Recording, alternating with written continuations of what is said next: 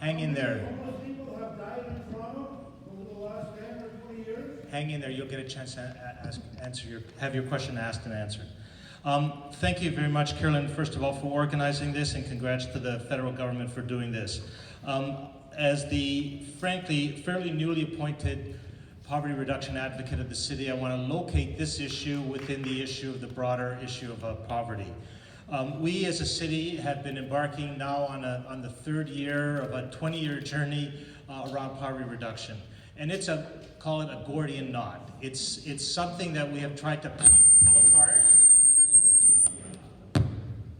We're trying.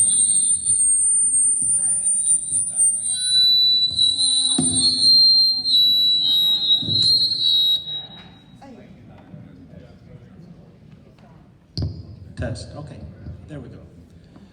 So the Gordian knot, the way we've kind of uncoupled it, and I'll give you a 30-second progress report on each piece.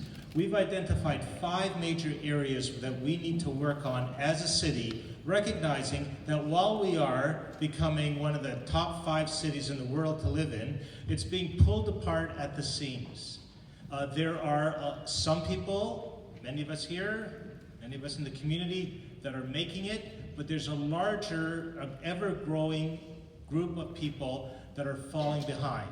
And we need to work on several fronts to basically make sure that Toronto is livable for, frankly, all of us. Otherwise, this tearing apart of the social fabric will continue to occur. So what are the 5 things?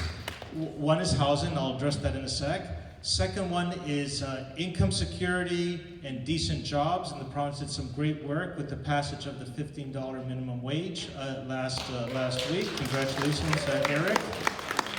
That's really important, but decent jobs, fair jobs, end of part-time, or minimizing part-time jobs is really important. Second area of focus is food security. There are too many food deserts and lack of quality food, especially in neighborhoods where there is an intensity of poverty, and that is causing an increase in diabetes, an increase, frankly, in junk food eating and obesity in those communities, and we need to sort that out. We know that a lot of kids are not coming to school fed, and of course we have the student nutrition program that this coming year will be fully funded, so there's that whole food security piece. That's another piece. A third one is services. We need to make sure that OW and ODSP is at an adequate rate. There's a report for the provincial government. We are endorsing it, I hope, at council in a couple of weeks to increase OW rates that really haven't been raised, frankly, since the 1995 decision to lower them by 22%.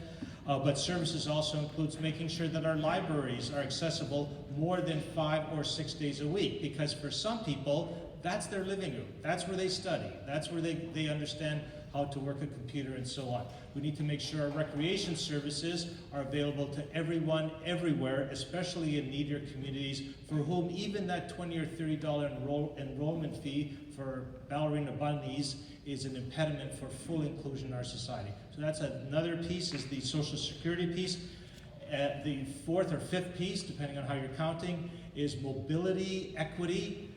Some folks just really, they can't get $3 in and out for public transit. So we are actually, it's in the budget, I think it will be funded, to basically start to offer a $1 discount, a 1/3 discount for people on OW, ODSP. Next year we're going to include people on the housing, who get a housing subsidy and a childcare subsidy, and eventually will be people who are income tested. They will also get a $1 subsidy. Housing is a really important piece in that Gordian knot of trying to say, okay, how do we build a Toronto that has opportunity for all? In my ward, interestingly enough, do you think we have as much affordable housing as the rest of the city of Toronto? Do you think we're above or below? We are actually right on line. We have lots of co-ops. We have 5, 6 co-ops. We have TCHC. We have not-for-profits. We have a lot. However, we don't have enough for the need that's out there. I'll tell you, when I knock on doors or when we're in our office, it's virtually every day, every second day, someone comes, can you get us up the list? They're waiting that 10 years to get up on the social housing wait list. Then when you're knocking on doors, and I'm knocking on doors, in some parts of the ward, you see one family, and you look behind the doors, and you see, okay, they're fine. Then you see the next family, there's 2 or 3 families that are living in a 2 or 3 bedroom apartment. We gotta face this. We gotta fix this. It's been 20 years of neglect, and now is a great opportunity to get this done. If I was to say, yes, this is a great announcement, the key piece of the announcement to me is welcome back. Welcome back, federal government, to the housing file. That's very important. And there's a challenge there, I think, for us all. There's a challenge. The 2 challenges that I would say to the federal government is this. One is we need the money sooner than a few years from now. And we need it focused on some particular areas, the areas that you've already, the areas that have been identified for the Aboriginal community, for seniors, for women fleeing violence. Those are great places to focus the money. On the shelter side of things, we have every week 1.8 people in the last year have died on the streets of Toronto. Our shelters are going like this. Last year we had 4,200 shelter spaces. This year we have 5,600 shelter spaces. And guess what? You open one, it feels like that. There is so much unmet demand on the shelter side of things.